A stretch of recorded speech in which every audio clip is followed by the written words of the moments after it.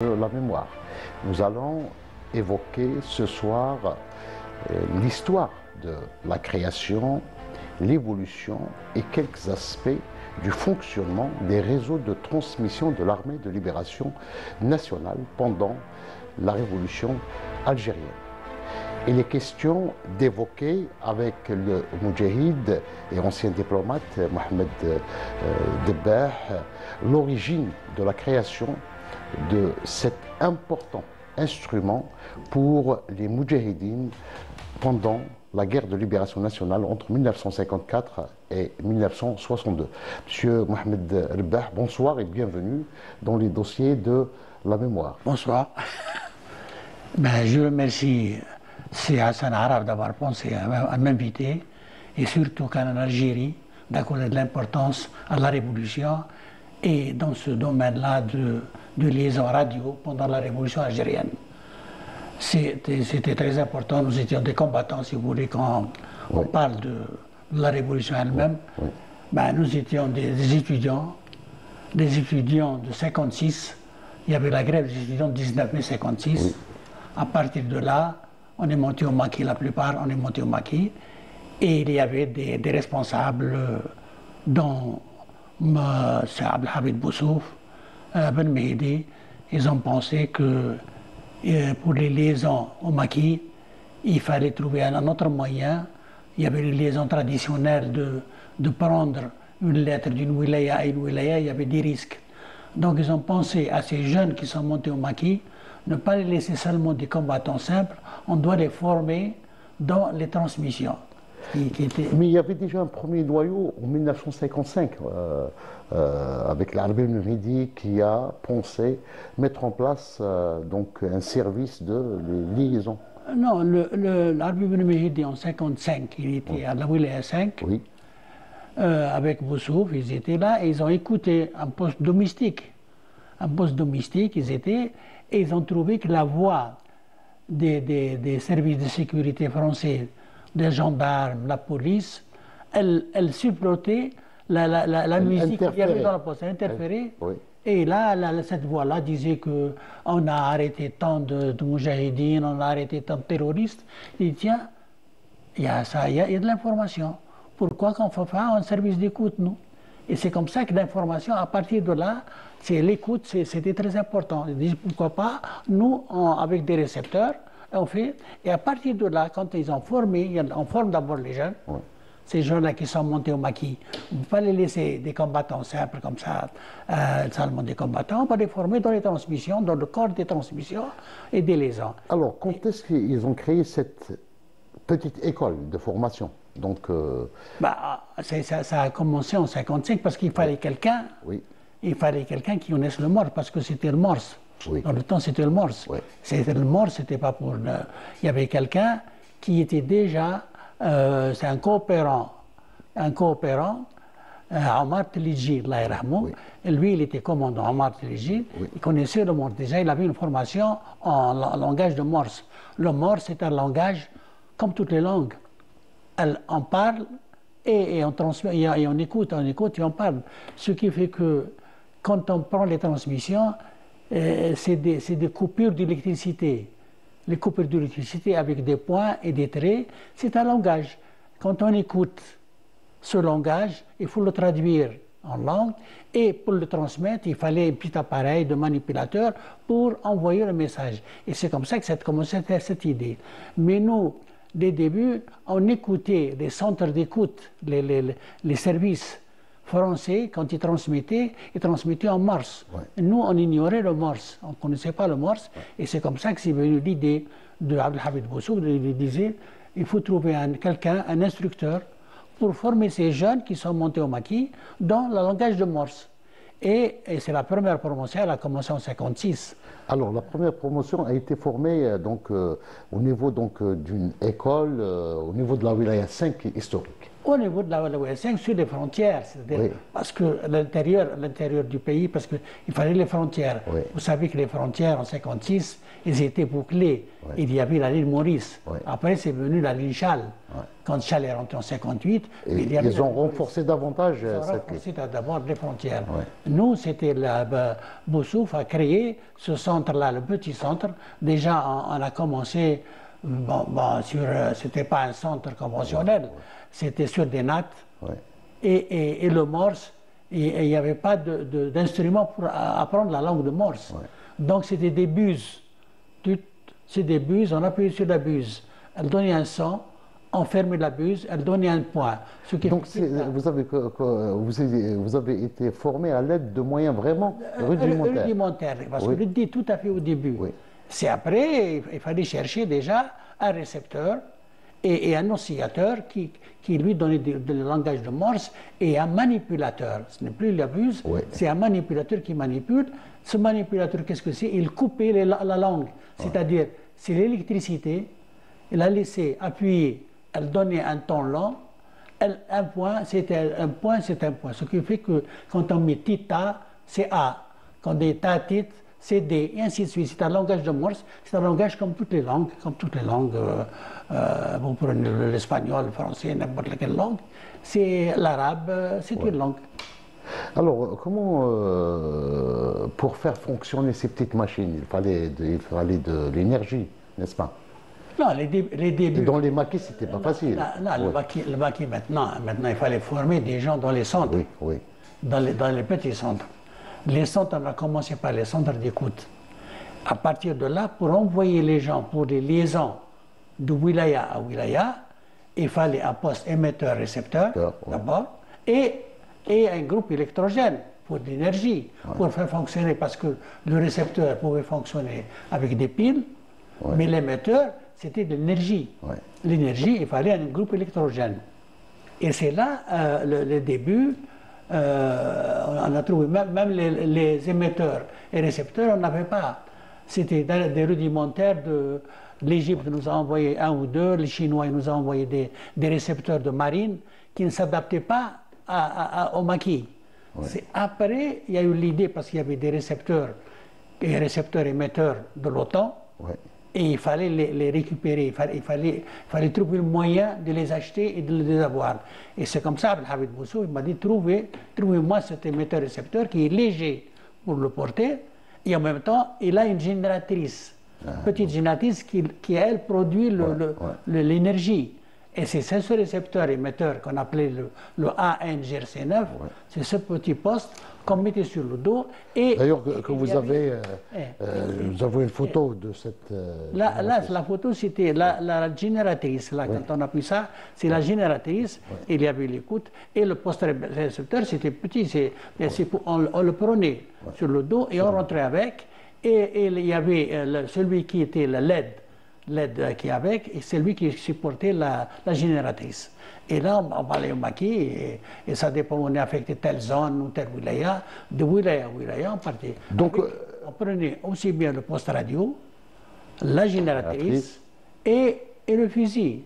Parce que avant tout, vous êtes des combattants. Des combattants, voilà. Parce que quand il y a une embuscade, quelque chose comme ça, on enterrait le poste radio et la génératrice, et on commençait à combattre comme tout le monde avec les fusils. C'est comme ça. Et il y avait avec ça, parce qu'on ne pouvait pas partir, parce qu'il y avait, quand on envoyait des messages, c'est des messages codés ou chiffrés, ça dépend. Et là, il fallait aussi prendre avec le poste émetteur-récepteur, la génératrice et la carte de chiffrement, ce qu'on appelle OBT, l'ordre de base de travail. Cette carte-là, on la mettait à l'intérieur, sous la chemise, sous la couverture, et on rentrait avec. C'est comme ça que pour trouver les fréquences, parce qu'on avait des fréquences, c'est des fréquences pour travailler avec soit le PC, le poste de commandement, soit pour travailler avec d'autres zones. Donc c'est des fréquences. Et même quand on travaillait avec ces fréquences-là, on était attaqué par l'ennemi, c'est-à-dire eux, ils venaient dans cette fréquence-là, soit ils brouillent, ou bien ils nous disent dégagez de la fréquence. Donc, M. Mohamed Debah, on doit rappeler qu'à l'époque, l'armée française avait tissé une véritable toile d'araignée sur tout le territoire national pour brouiller, pour transmettre également les messages de ses troupes. Elle était bien dotée. Oui. Ils étaient mieux dotés que nous, oui, avec des postes émetteurs, des postes brouilleurs qui brouillaient toutes les émissions. Ce qui fait quand on émettait, nous, et ils voulaient nous brouiller, ils essayaient de nous brouiller. Et chaque fois qu'on nous brouille, nous dégageaient de la fréquence parce que vous savez, le système de fréquence, c'est alloué. Internationalement, c'est alloué, chacun avait ses fréquences. Ouais. Nous, on était des rebelles, on prenait une fréquence qui nous convient et on se mettait. Donc, et c'est pour ça que je crois que c'est Hassan Abdelkrim qui a écrit le petit livre La guerre des ondes. Ouais, quand on dit la guerre des ondes, on se mettait à travailler et l'autre côté, le français, me disait dégage la fréquence. Moi, je lui dis dégage-toi. Ça, c'est la. Il me dit non, ça t'appartient pas, dégage. Et quand on commence déjà à chamailler à travers les ondes, on commence à parler, non, c'est toi qui dégages, c'est moi qui dégage, cette fréquence est la mienne, elle m'est attribuée, non, c'est à moi la fréquence, je la prends, et on a commencé à discuter, et à partir de là, il mettait un brouilleur. Un brouilleur, il me brouille. Quand il me brouille, j'ai toujours dans mon ordre de base de travail, j'ai une fréquence de dégagement. Je dégage sur une autre fréquence. Et je travaille avec le collègue, qui est le camarade qui est de l'autre côté dans la wilaya ou dans la zone, et je continue à travailler. Parce que déjà, eux, ils ont tissé toute une toile d'araignée, parce qu'ils avaient les moyens, les postes radio, ils étaient très puissants, ils étaient à l'aise. Nous, c'était des maquisards avec une génératrice, de courant de génératrice. On travaillait, on se mettait Mais malgré ces moyens rudimentaires, le service était organisé comme feuille à musique. Malgré ces moyens qu'il y avait, les petits moyens qu'il y avait, il y avait des contacts partout, c'est-à-dire le contact de l'Est à l'Ouest et même des contacts à l'extérieur. À l'extérieur, parce qu'on avait des missions diplomatiques. Oui. Ces missions-là, on avait un poste radio en Allemagne, on avait un poste partout, ce qui fait qu'on pouvait contacter, nous. Avec le poste radio, le petit secrétaire, il avait une portée, lui. Donc, ce qui fait que nous, après, on s'est doté de postes radio, au lieu de 60 watts, les petits postes, on s'est doté de CMS de 100 watts, par exemple. Et ces émetteurs-là, ils avaient une grande portée, ce qui fait qu'on pouvait même, en dehors de l'Algérie, on contacter, parce qu'il y avait, par exemple, les missionnaires, c'est-à-dire le gouvernement en mission, on pouvait les contacter. Post Radio, on a tissé une toile d'araignée, mais il fallait former ces gens, ces personnes. Alors maintenant, la formation, c'est... Oui. Vous avez d'abord été formé, après vous allez rejoindre donc la région Djebel Guellouz, donc après la formation, il y a une formation. La formation nous durait 1 mois à peu près. C'est une formation accélérée parce qu'il fallait se lever le matin, parce que c'est pas comme ça, c'est un entraînement militaire. Le matin, à 5 h du matin, il y a un entraînement militaire. À partir de là, tu viens dans un centre, dans une chambre, et tu commences à apprendre le morse, à travailler des fois la lecture du morse, des fois à manipuler les heures pour la manipulation et des heures pour apprendre cette lecture de morse, quelqu'un qui les mettait. Et ça, c'est du quotidien. Sur le quotidien, entraînement militaire, apprendre le morse, transmettre le morse, toute la journée jusqu'au soir. Jusqu'au soir, on dormait et ça continue. Ça fait à peu près 1 mois de ce stage accéléré. À partir de là, on est là et bien dit, bon, toi et toi, tu pars avec l'autre, telle zone ou telle wilaya, et à partir de là, on traverse avec notre poste radio, avec la génératrice, parce qu'il y a des heures, il y a des moments où on peut traverser, il y a des moments où on ne peut pas traverser. Voilà, c'est comme ça que ça passe. Alors, affecté donc dans une zone de la wilaya 5, la wilaya 5, oui. Vous-même, donc, votre propre expérience. Alors, comment, dans le maquis, le service transmission est organisé? Je pense qu'il y avait... Dans le banquier, nous avons, je vous ai dit, quand on rentre avec un poste émetteur-récepteur, avec une génératrice, il y a un ordre de base de travail, c'est-à-dire une carte. Oui, une carte. Une carte avec les fréquences, avec un code, parce que même quand on transmet notre message, c'est le message codé. Par exemple, message avec deux chiffres, ou bien deux lettres. Ouais. Il veut dire, quand on voit bon venir, ou ceci, il est codé. Donc, pour coder notre message, pour l'envoyer au PC de Wilaya, ou là, au PC de l'état-major. Ça, c'est coder les messages. Ça, c'est un travail déjà qui fait comme ça chaque fois. Chaque fois, c'est comme ça notre travail. Et quand on termine, on ramasse le poste radio et on démonte et on le met sur le côté. Parce que quand on doit aller faire une embuscade avec le chef de zone, on doit partir avec notre fusée. On avait le poste radio et il y a aussi, on doit prendre notre fusil et aller avec le groupe pour une embuscade telle ou pour partir. Et quand on doit partir, on part avec tout le groupe. Parce que toujours, il faut dire que l'organisation de la révolution algérienne, il y a toujours un poste de wilaya. Le poste radio est toujours éloigné du chef de poste, jamais à côté. Ouais. Parce que l'ennemi, la première des choses, c'est abattre le poste radio. Le poste radio. Il préfère abattre le poste radio que commencer le poste. Donc c'est pour ça qu'on éloigne le poste radio du PC. Mais ce qu'il y a l'idée aussi, le PC, il n'est pas fixe. Les gens ne seront pas... C'est pas comme maintenant, il y a la première région militaire, il y a... Non. Le poste de commandement est mobile. Donc le commandement est mobile. Chaque wilaya, elle est là, le PC de wilaya 5, il est là, le PC de la wilaya 4, et le lendemain, il est ailleurs. Il se place. Et le poste radio aussi. Il se déplace et il est toujours loin du PC de commandement. Jamais il est avec le commandement. Il est toujours loin parce qu'il est le premier visé. Le premier visé, c'est le poste radio. Parce que c'est lui qui prend les communications, c'est lui qui transmet. Et il avait double fonction. Le chef de poste, il est là, radio et tout, mais il est combattant. Il ramasse quand il y a pour aller avec le groupe, il doit prendre son fusil et partir. Ce qui fait là, il a son double fonction. Il fait le travail de radio et en même temps, il doit partir avec le commandement. Donc après la mise en place de la création donc, de ce service, il va prendre de l'ampleur. Donc à partir de 1957-58... Là, si on parlait de service d'écoute seulement, le service d'écoute a pris de l'ampleur à partir de 1957. On a commencé à acheter des récepteurs, et là, il y avait beaucoup de récepteurs d'écoute, et il y avait des opérateurs, c'est H24, pour écouter l'ennemi.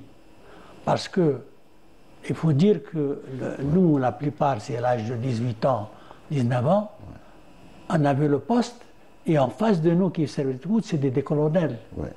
C'est tout le service d'écoute. Ce qui fait que H24, sur ton poste radio, on prenait ces informations, et après on faisait des bulletins quotidiens, bulletins mensuels, pour les transmettre à la hiérarchie, aussi bien la wilaya ou le commandement, et parce qu'après, il faut dire qu'en 1956, il faut revenir en arrière, le génie de ces responsables, comme Abdelhamid Boussouf, comme il savait, ou il avait une intuition pour l'État algérien indépendant.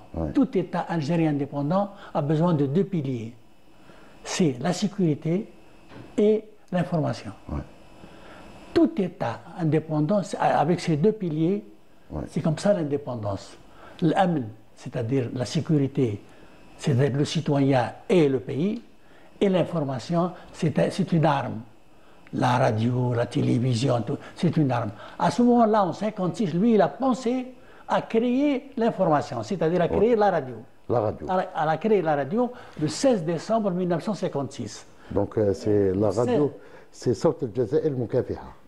C'est ça, c'est Sawt al-Jazair al-Hurra al-Mukafiha, tunadikum min qalb al-Jazair. Quand on parle, on dit c'est lui le slogan quand il l'a proposé aux membres du CCE, il leur a dit voici le slogan, voilà, on va créer la radio, parce qu'il fallait toujours une hiérarchie.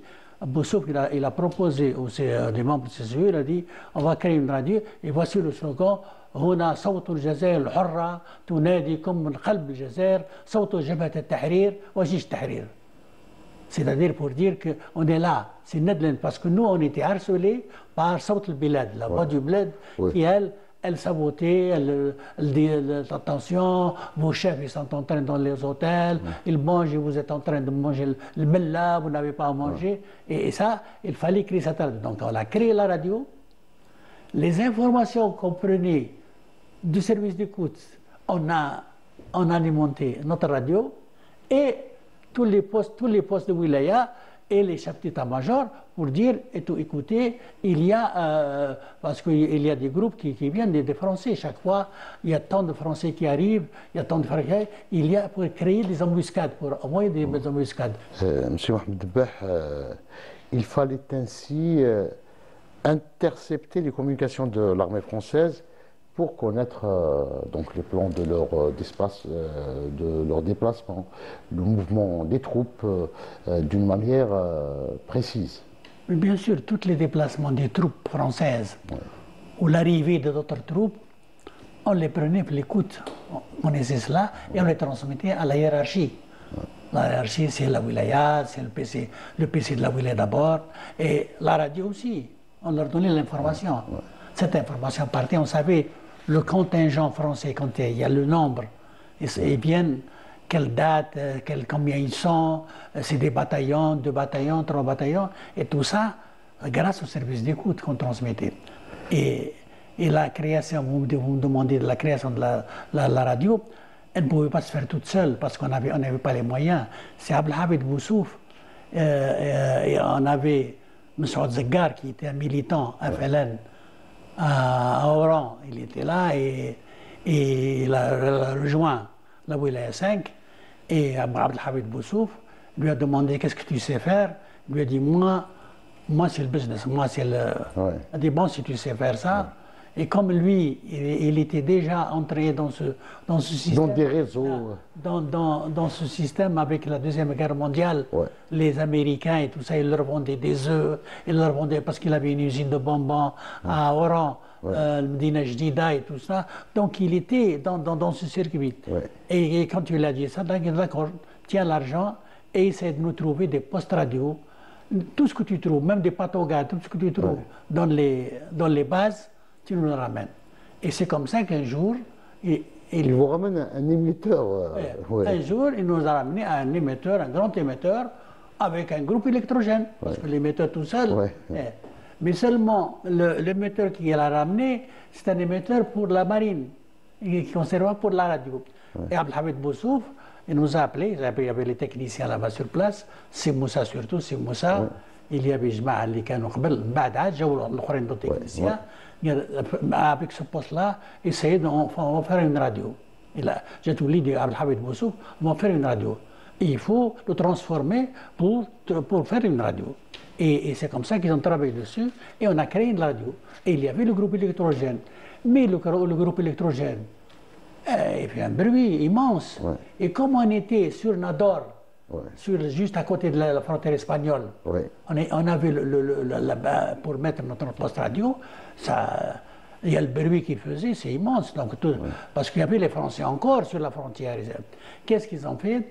On a vu des gens, des fermiers, qui avaient des moulins à grains, et au moment où il faisait marcher son moulin à grains, nous, on faisait marcher le groupe électrogène. Comme ça, il passait inaperçu, et dans sa ferme, on faisait notre émission de 8h du soir jusqu'à 10h, cette émission-là, et on montait les haubans de l'antenne, on prenait le groupe électrogène, et au moment où on mettait en marche le groupe électrogène, le paysan-là, il faisait marcher son grain moulin pour couvrir ce bruit-là, pour que le voisinage où les gens qui sont là ne savent pas qu'il y avait quelque chose, un groupe électrogène qui marche, et pourquoi il marche, et à quelle occasion il marche. En plus des brouilleurs, l'armée française a tenté de bombarder donc, oui, l'émetteur. À partir de là, quand on a commencé à émettre, on a commencé à émettre les débuts, on a sorti le Jazer, le Harrat, on a dit comme le Jazer, il y avait le son, ils ont essayé de commencer à nous brouiller, un brouillage immense. Donc nous, on a commencé, pour le brouillage immense, on a commencé à émettre par intermittence, c'est-à-dire l'émission ne sortait pas de Canal Algérie, elle sortait de Bouzerrea. Et de Bouzerrea, elle partait à Bajarrah, et de Bajarrah, elle partait à Fort-de-L'Eau. Donc si vous les tapez Fort-de-L'Eau, par exemple. Pour essayer, par intermittence, l'émission, elle partait redondante.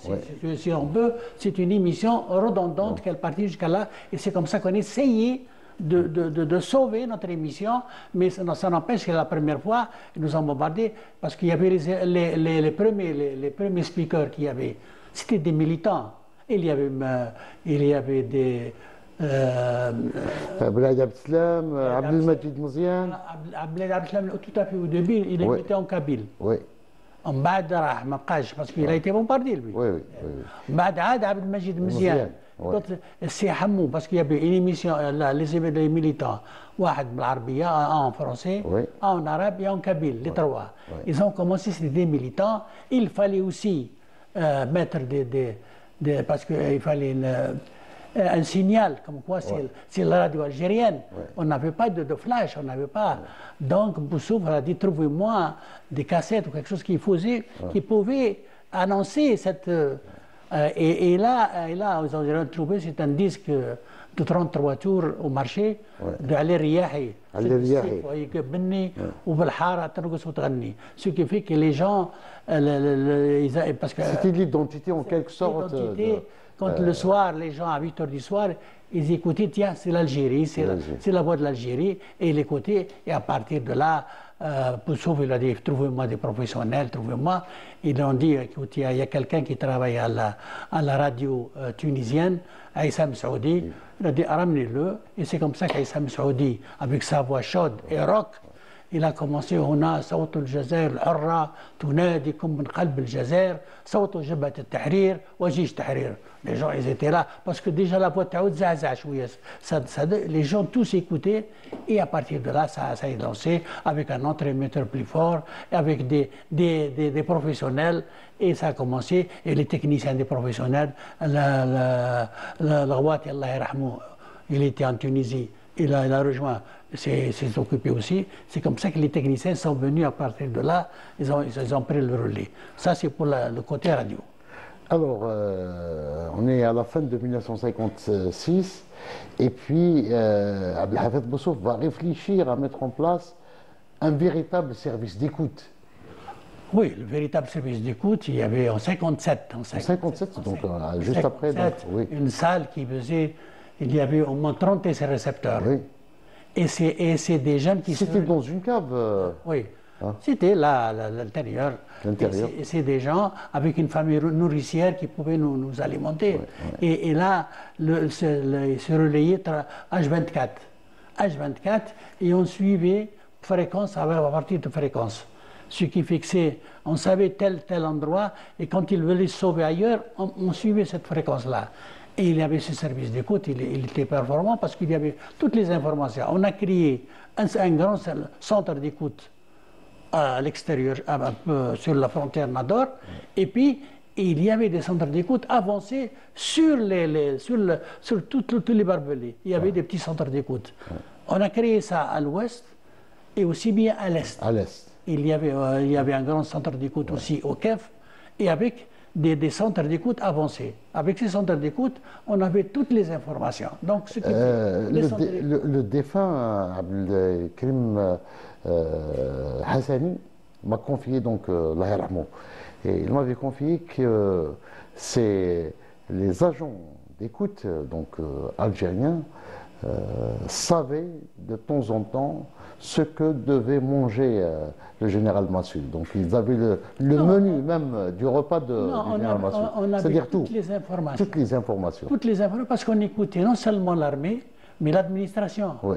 Le préfet, le sous-préfet, tout ce qu'il transmettait. Quand il disait à sa femme, j'arrive pour manger. Oui. Donc on était là, parce que H24, oui. on suivait les fréquences. Là où il se sauvait, on était là. Toutes les fréquences étaient couvertes. Donc le service d'écoute, toutes les fréquences ils étaient couvertes. Donc il ne pouvait pas bouger. Là où il bouge, on était là. Ouais. Donc on ne faisait que ça. Donc ça, et on rédigeait les bulletins.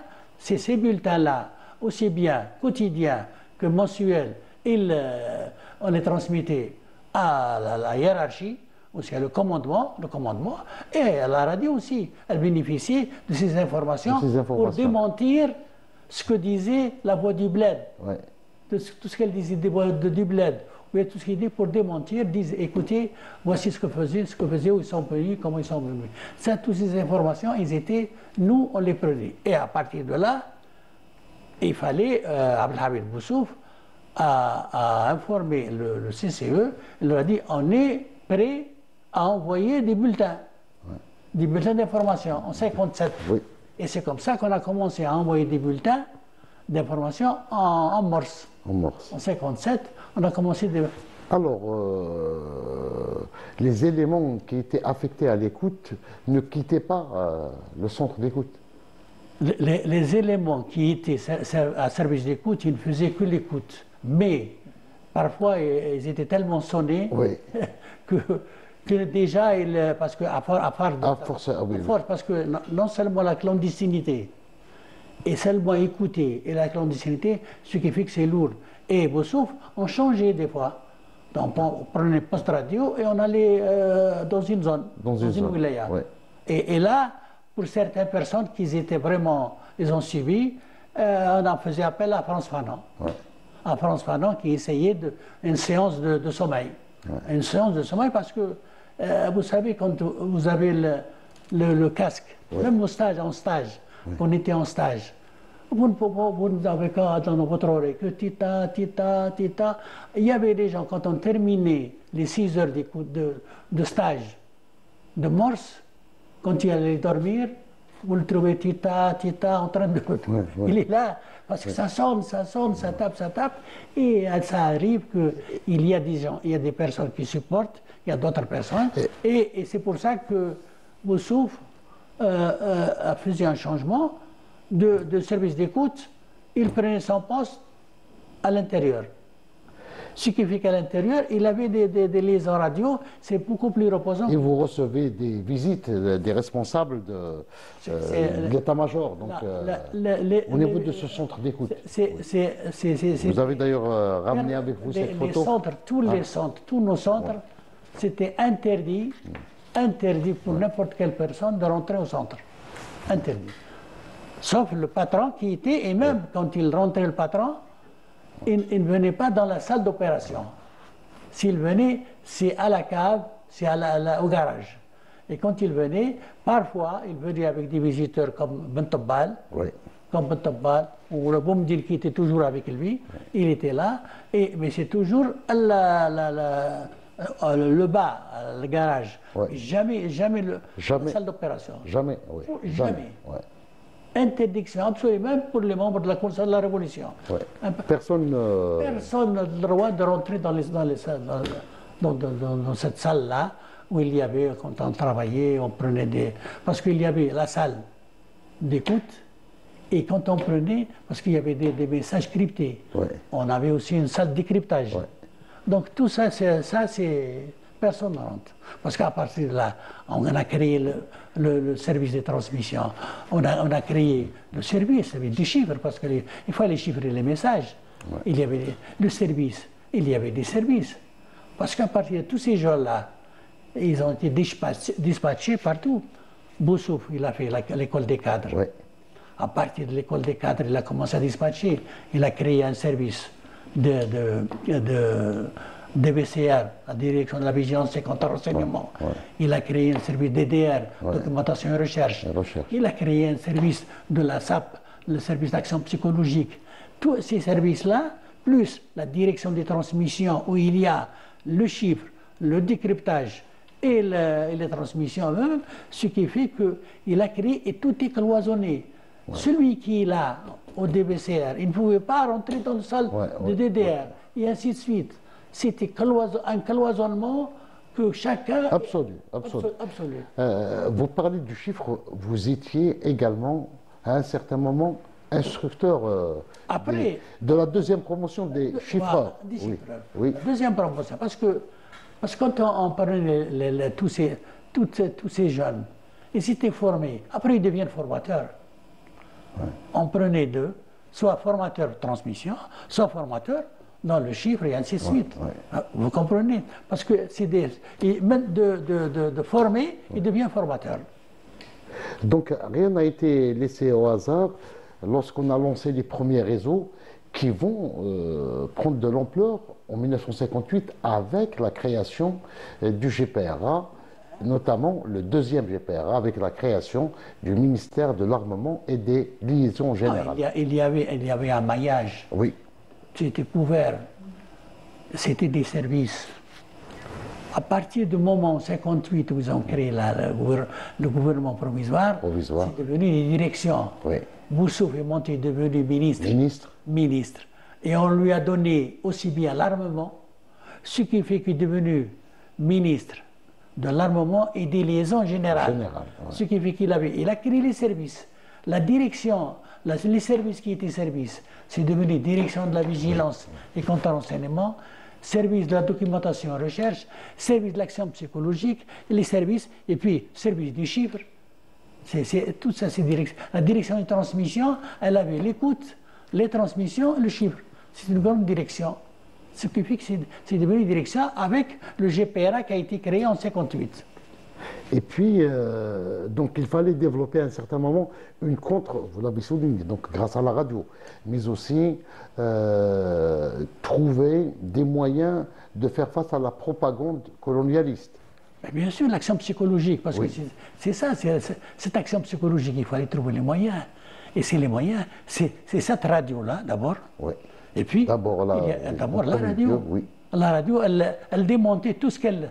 Parce qu'elle était alimentée par nos informations qu'on lui donnait, et elle démontait tout ce que faisait la voix du bled. Par exemple, la voix du bled. Il y avait également le Moudjahid dans ces deux versions. Le Moudjahid après. Le Moudjahid, c'était en 58-59. On parlait, il y avait la résistance. Résistance algérienne, tout d'abord. On a créé le journal de la résistance. Algérienne. Ce qui a été créé, le journal de la résistance, 57.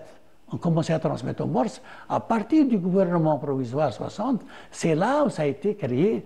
C'est devenu officiel l'APS, le Moudjahid, tout cela. Et on a mis à chaque tête, Moudjahid, il avait à sa tête Abad Ramdan, avec Reda Malek. Il y avait toute une hiérarchie. Nous, pour nous, c'était les services. Tous ces services-là, ils étaient un peu éparpillés, ou bien à l'est qu'à l'ouest, avec les archives et tout ça. Et à un certain moment, on sentait que l'armée française et les services français s'intéressaient à nos services et à nos archives. Qu'est-ce qu'on a fait avec en Libye, le roi Senoussi, qui était pour nous, quoi, nous a accordé une base Willis, où il y avait les Anglais à 60 km, 70 km de Tripoli.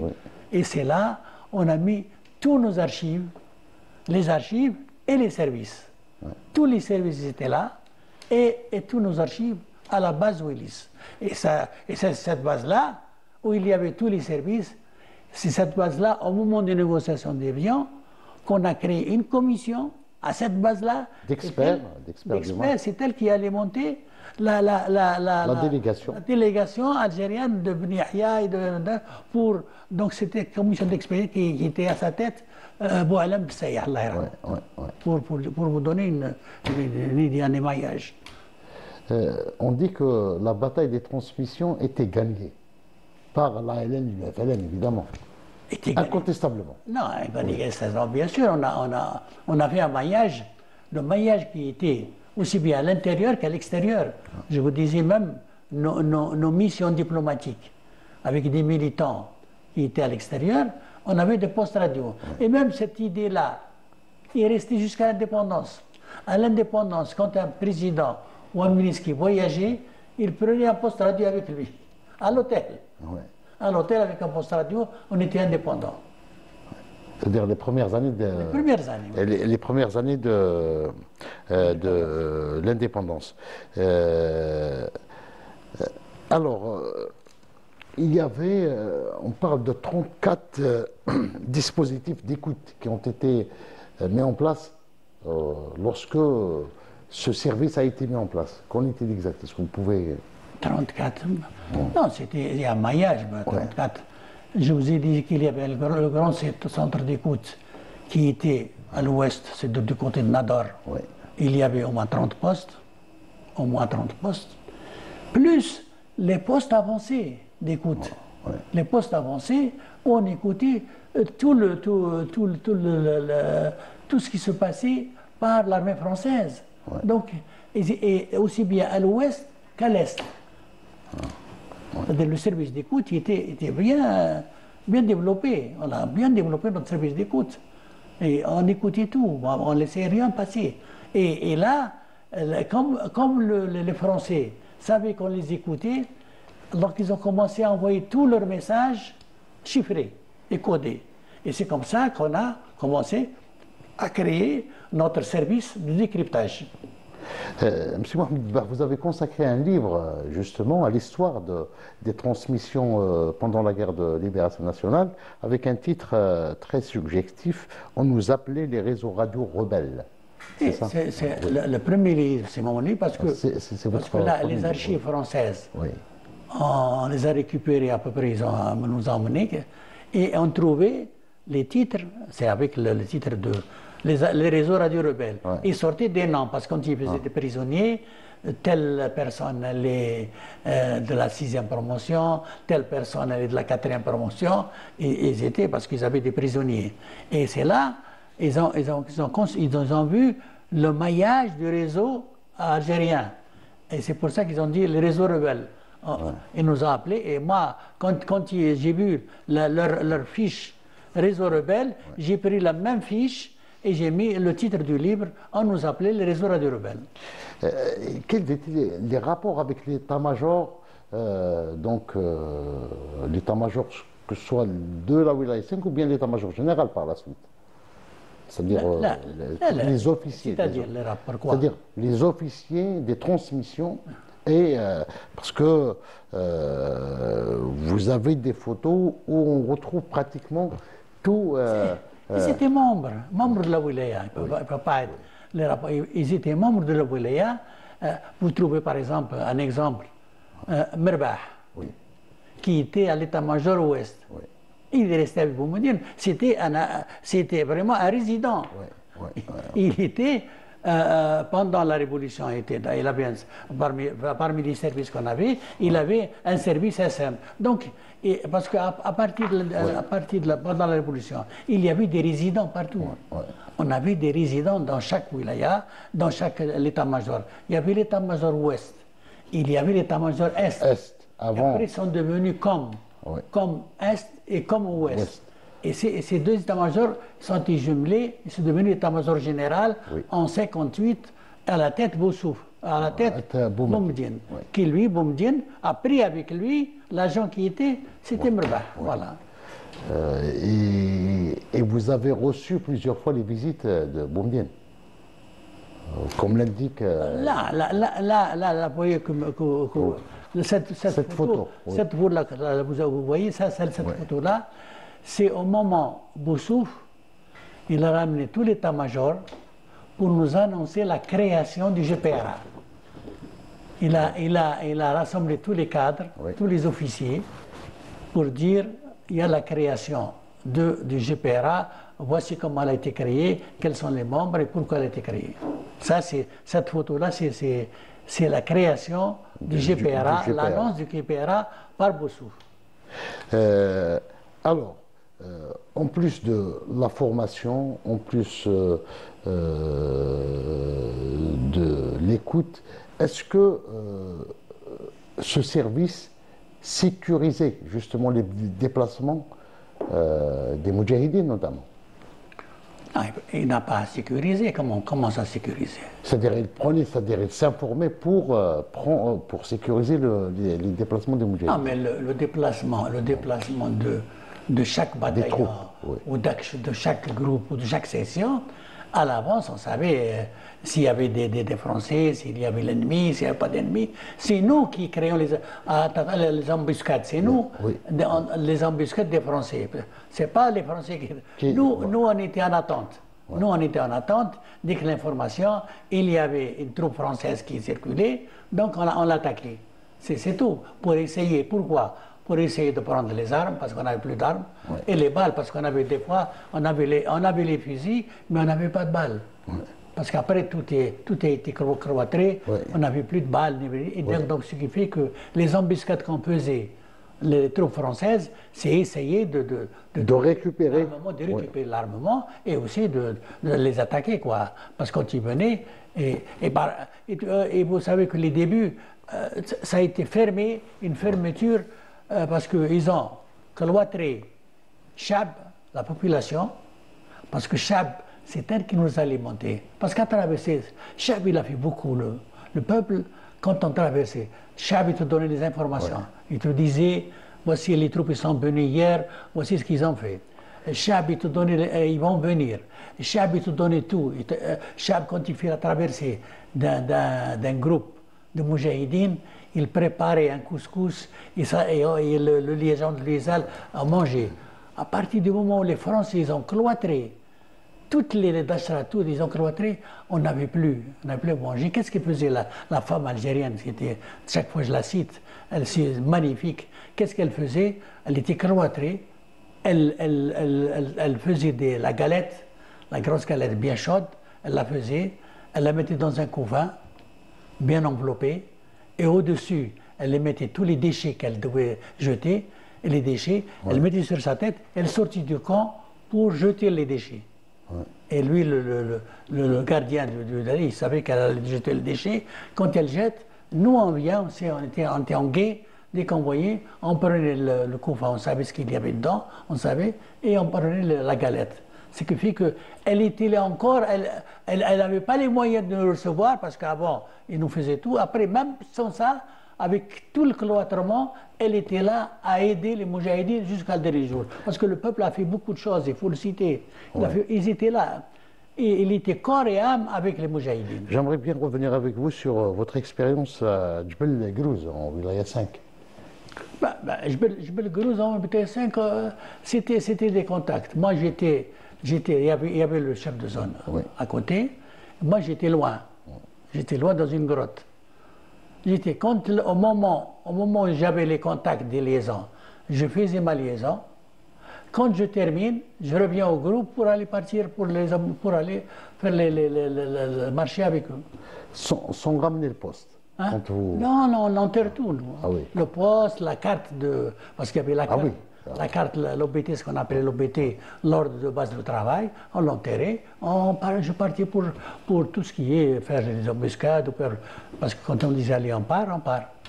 On mettait là. Et ce qu'il y a, quand on disait, là on chargeait tout sur le mulet, quoi. Les mulets, ils ont fait un travail magnifique, parce que tout ce qu'on avait, il y avait les mortiers 60, mortiers 80, le fusil mitrailleur qui avait avec toutes les balles et tout cela, et il y avait le matériel, et nous, on partait avec, et on mettait le mulet quand il faisait du bruit, quand il partait, on l'enveloppait avec des tissus pour ne pas qu'il mettait des bruits, et on partait pour telle embuscade, ou telle embuscade, ou telle embuscade.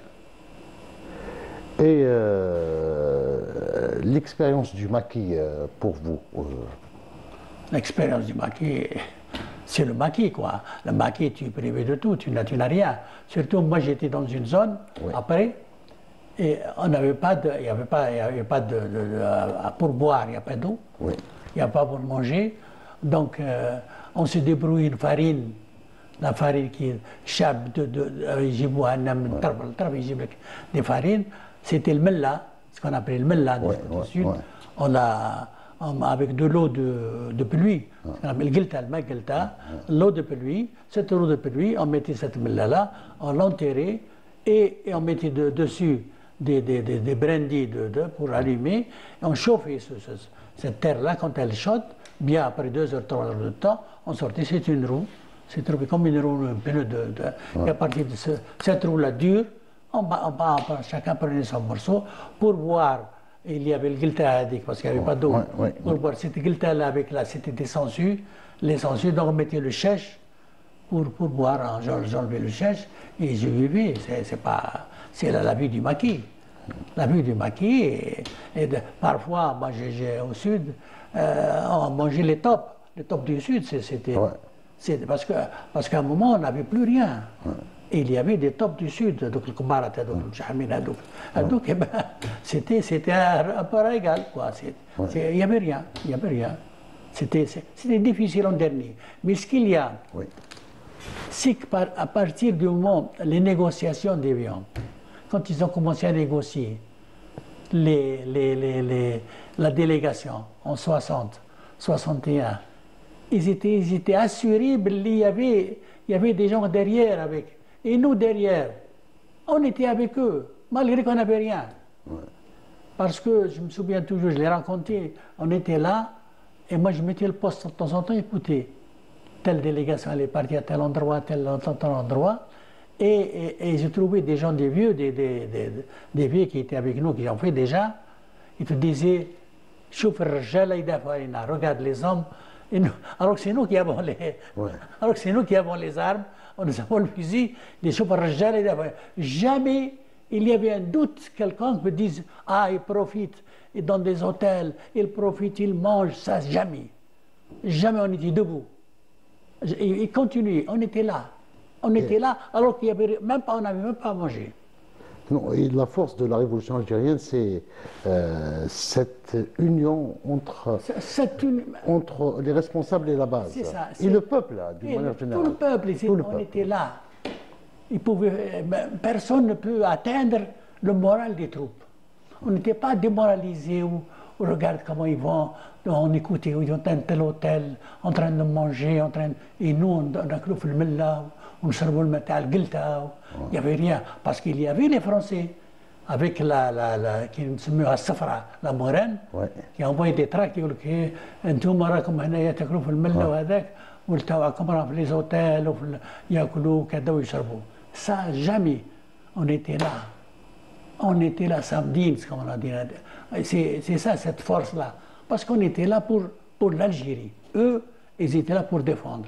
Et on les soutenait. Et ils savaient qu'on les soutenait.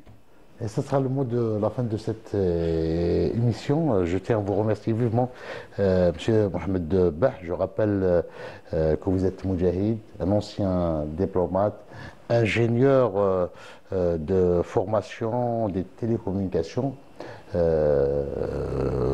Vous avez eu cette distinction, donc la médaille du mérite, juste après l'indépendance.